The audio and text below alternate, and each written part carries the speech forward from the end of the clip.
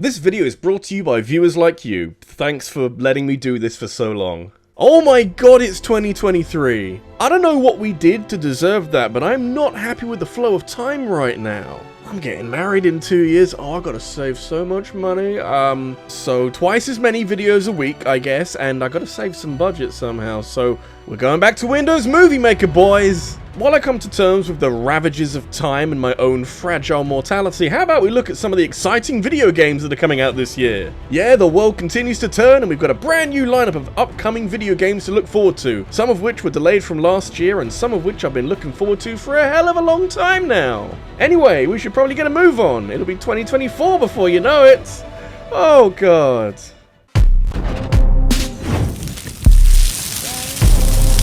Looking back on the 10 I've chosen today, quite a lot of them were originally slated for a 2022 release before being delayed. I'm not sure what that says about me or the games that I'm excited about, but I do know that Forespoken will probably be the first really good game I play this year. You know, I'd love to be wrong, and for some unique indie game to come out of left field, but Forespoken is due out at the end of January, and is looking better with every new trailer. There's a demo now, and if you had any concerns over how the magic spells function during combat, or if this open world is fun to traverse at all, both of these are resoundingly answered, and Forespoken has the potential to go really big this year. The general fluidity of the gameplay is clearly a focus and a selling point here, but I'm hoping that Forespoken is able to match this with a story that I actually care about, and some optional content that gives this big open world some substance to sink my teeth into. Square Enix are publishing, which is a concern given their recent track record with games that come out early in a year, but if this goes the way of Balan Wonderworld or Babylon's Fall, I think they should just give up. It's a pretty toxic common denominator. I'm a lot more cynical to marketing strategies than I was 5 or so years ago. I'm definitely of the opinion that the big Street Fighter VI leak from last year that showed off a large portion of the character roster wasn't quite the leak that people were making it out to be. If you're Capcom, a leak like this is a chance to have no culpability if people don't like the new character designs, and if they do, well, you might as well make that game now. Street Fighter VI is making some big plays and it'll be interesting to see how they develop this year. Graphically, the character models are a lot more realistic, which just helps everyone look even more insanely buff, and in motion with some fancy backgrounds, it all looks really impressive. It is a bit of a dramatic shift for Street Fighter, but I think it works. Drive Impact is this feature for throwing out slow but really strong attacks that your opponent has to be wary of unless they want to take mad damage, and I appreciate that Street Fighter is still shaking up the metagame 6 entries in. Its only real competition this year is Tekken 8, and I reckon it'll be alright. I don't see Tekken having a newcomer as fun as Kimberly, so up your game, bruh!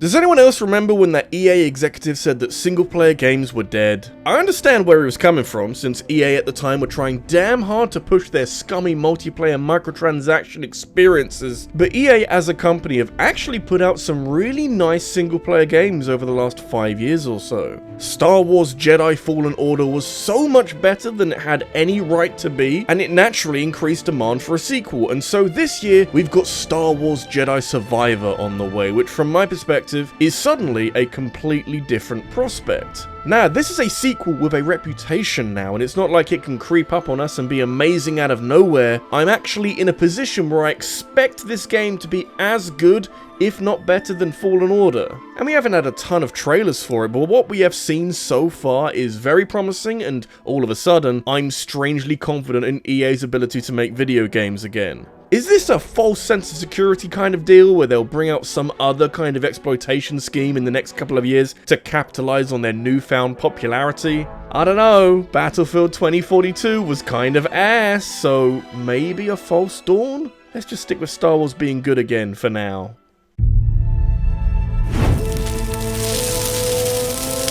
Hey, so Gotham Knights was sad, wasn't it? Yeah, I didn't put a ton of stock into it because I didn't really care that much, but it had the potential to be a decent co-op brawler with DC characters, but it suffered from such an identity crisis that it never got too far off the ground. It needed Rocksteady involved so that they can continue the fine work they did with the Batman Arkham games, but failing that, we should probably just play their new superhero game, Suicide Squad Kill the Justice League. This was delayed much like Forespoken was, and most other games in this video, but what swings the vote in Suicide Squad's favour is that the trailers that Rocksteady have been putting out have only made me more excited for this game. Like, the point of having a game based around the Suicide Squad is having these colourful personalities that play off of each other so well, and what I've seen in these trailers has been extremely encouraging. Obviously, the brooding of the Arkham games suited Batman as a personality, so hopefully Rocksteady are able to pivot to something a little more lighthearted that isn't a simple retreading of Injustice and, oh no, evil Superman, what do we do? Plus, it's the last voice acting performance from the late legendary Kevin Conroy, and even if the rest of this is crap, Suicide Squad is worth it for that alone. I'm ready to welcome Rocksteady back into my life. Hey, did you know that Skyrim was re-released last year on the Nintendo Switch as the Anniversary Edition? Yeah, clearly Bethesda needs something else to do, but luckily Starfield is due out this year, and I reckon that'll keep him busy. I am personally fascinated to see how Bethesda handle this new IP. They really don't come around often, and you'd imagine that it's all hands on deck with this thing as they attempt to start off Starfield in a way that can match up with their other huge IPs. It'll be interesting to find out in the coming months just how much this game borrows from the Elder Scrolls and Fallout, since there's plenty of through lines between those two, and in general, Bethesda are rapidly running out of goodwill with those IPs, considering that the last major project they developed out of the game studios branch of the company was Fallout 76. But hey, they're owned by Microsoft now, so maybe that can be the shot in the arm that they need. Somehow, I imagine that if Starfield is a major component of any Game Pass, I don't think they'd let this kind of bullshit slide. More power to them, honestly.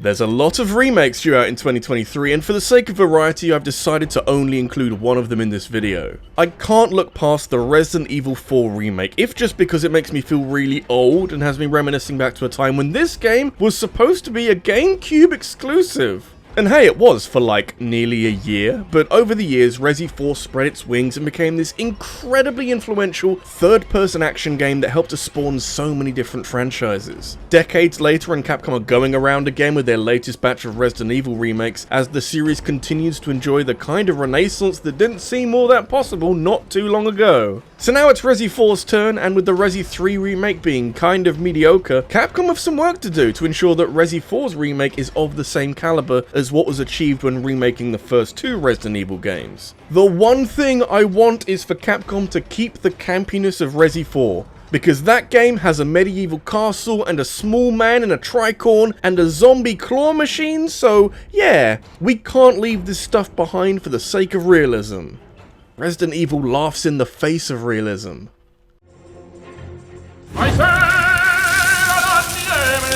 Superhero video games are in a really good place right now after so many years of aimless wandering, and even though the likes of Gotham Knights and the Avengers have dragged down their credibility somewhat, the new Spider-Man games have been on top form. Spider-Man 1 was superb from start to finish if we ignore the stealth sections, and then the Miles Morales sequel was basically the same as the first game but with some tidier graphics and a new protagonist. Spider-Man 2, the hit video game, looks to be raising the bar even further with what looks like two protagonists and at least two villains, drafting in Kraven the Hunter and Venom to throw hands with. And I'd love to list off everything else that's new, but Insomniac have gone a bit dark with this one. Maybe they're working on the new Wolverine game they've taken on as well. To be honest, even with the lack of news, the quality that Insomniac have been dishing out lately has me feeling very confident in Spider-Man 2's eventual quality, but perhaps not this year? I don't know, if I had to pick one game that's getting delayed this year, I'd pick this. Oh, it's gonna be so good though.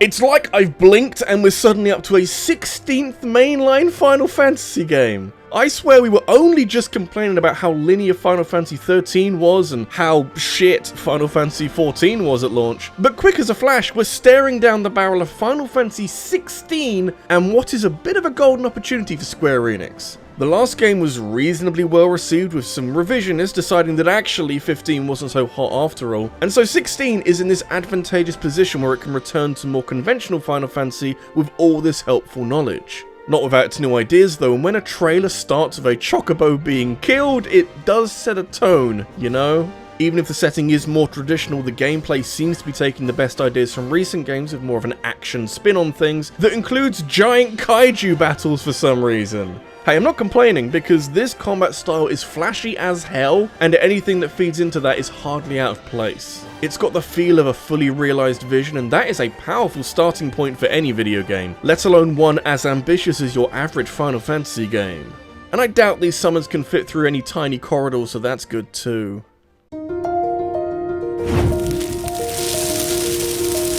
Holy crap, has it been a bit longer than a hot minute since we last heard anything about Hollow Knight Silksong? Or at least that would be the case if the Xbox showcase from last June didn't drop the first trailer in about 3 years from this game. I almost feel like Silksong doesn't require much in the way of explanation, since its absence has almost become a bit of a meme, but it's likely that if you've heard of Hollow Knight in any capacity, it's probably for the positives. Honest to God, it's one of the best, if not the best, Metroidvania made in the last decade, with a perfect approach to difficulty that never asks too much of you outside of bonus challenges, and it's really refreshing playing one of these kinds of games where the gameplay is given more focus than the world you're exploring. And hey, Hollow Knight is good at world building, but the gameplay is just that good that it sometimes dominates. I'm expecting more of the same from Silksong, although you are playing as a different character, so it may take some getting used to, but I think Team Cherry have earned a lot of trust here. Probably one of the safest bets this year, although it's still gotta come out.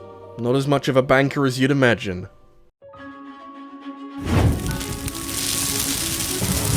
Let's go on a little adventure, shall we? What do I actually want from this game? Not sure yet. It surely has to come out this year, because it would be Zelda's 35th anniversary, so it would make a lot of sense. October, the sequel to The Legend of Zelda Breath of the Wild. There's basically no way of pinning down the month in which Nintendo will release Breath of the Wild 2. Or the year, apparently! Oh, it's been a fun couple of years, ain't it? I mean, given the fact that the game now known as Tears of the Kingdom is slated for a May release in 2023, I'm hoping that I don't have to anticipate it for much longer, and frankly, I'd like to put a different game at number 1 when I make this kind of video in the future. Tears of the Kingdom is keeping its cards very close to its chest, and I'm encouraged by the latest trailer opening with cryptic hieroglyphics, just to throw in an extra curveball or two into a game that doesn't really need it, and we don't really know anything about other than sky stuff and Link's funky arm. Listen, this game has taken longer to develop than I think most of us ever thought it would, since we were imagining some kind of Majora's Mask style sequel that reuses a lot of assets under different contexts, but it seems like Tears of the Kingdom is a lot more ambitious. Part of me is worried given that Splatoon 3 and Pokemon Scarlet and Violet have struggled with the Switch's now 6-year-old hardware, but if there's one Nintendo game this year that will likely stick the landing perfectly, I reckon it'll be this one. If we're back here again next year and Tears of the Kingdom still hasn't come out yet, then I don't know, I guess I'll eat my Switch. I heard those cartridges taste lovely. And yeah, those are the games that I'm looking forward to most out of 2023. Do you agree with me? Is there a game that I forgot to mention? Make sure you tell me in a comment down below. And if you enjoyed this video, make sure you leave a like and subscribe for more in the future, and hit that bell for notifications of every new upload. If you need something else to watch right now, I talked about the best games of last year very recently, and I also want to thank my top supporters on Patreon, including Devon Hutz, Raina Baina Bobana, and Scott Riker. Thank you for watching, and I'll see you in the next one. Take care.